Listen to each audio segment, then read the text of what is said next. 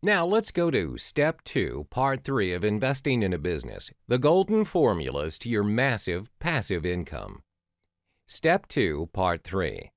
There are two uses for this particular formula. The first way is to gauge the profitability of the business you're about to invest in.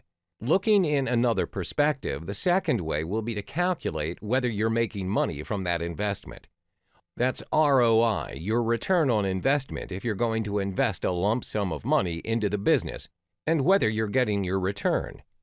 Formula 4, Return of Investment, ROI. Formula for ROI. Scenario 1 for business. Business itself is already an investment. To confirm whether the business you're about to invest in is making money, maintaining a positive cash flow, you'll need to find out the ROI of that particular business for the period of at least 2 to 5 years. How to go about doing it? You have to identify the total revenue and cost of the business.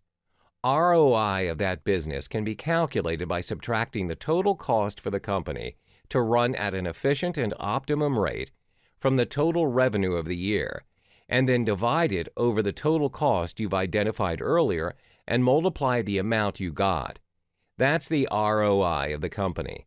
The ROI is equivalent to the net income from a business or a project divided by the total money invested in the venture multiplied by 100. By venture, I mean other investors.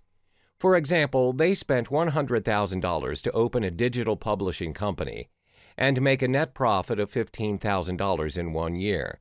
So their annual ROI equals $15,000 divided by $100,000 times 100 equals 15%.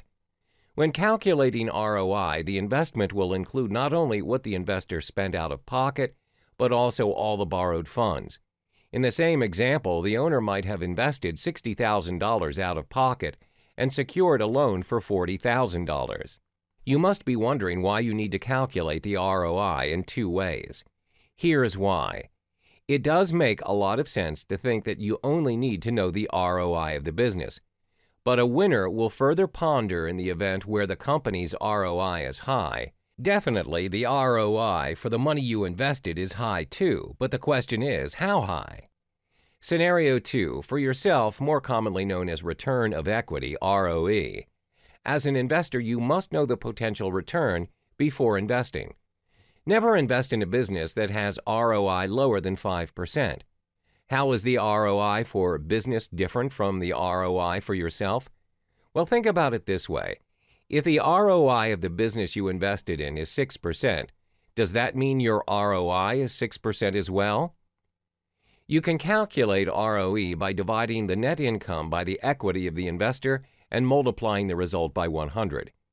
In this example, the digital publisher's owner has an equity stake of $60,000 in the business. So ROE equals $15,000 divided by $60,000 times 100 equals 25%. This means that for every dollar invested, 25 cents were made. The ROI of 15%, on the other hand, means that for every dollar of combined assets and loans invested, the business yielded a 15 cents average profit. An ROI of 8 to 10% is ideal. This should happen every month at all times. When the investment is fully funded by equity and there is no loan involved, the equity and total amount invested are the same. In such cases, the ROI and ROE are also identical. When a loan or investor is involved, however, the ROE will be higher than it would have been without the loan if the additional profit made possible by the loan exceeds the loan's interest expense. Assume you can invest $60,000 and open a small-scale digital publishing company that will return $12,000 annual profit. Or you can borrow $40,000 more and open a far larger laundromat that will net $19,000 in profit. You should borrow funds and run a larger business if the interest expense on the loan is less than $7,000 additional profit made possible by the loan. If it is, your ROE will grow. In the next module, we'll be discussing Step 3 in business investment. In Step 3, the cost of investment and how to leverage using what you already have will be revealed.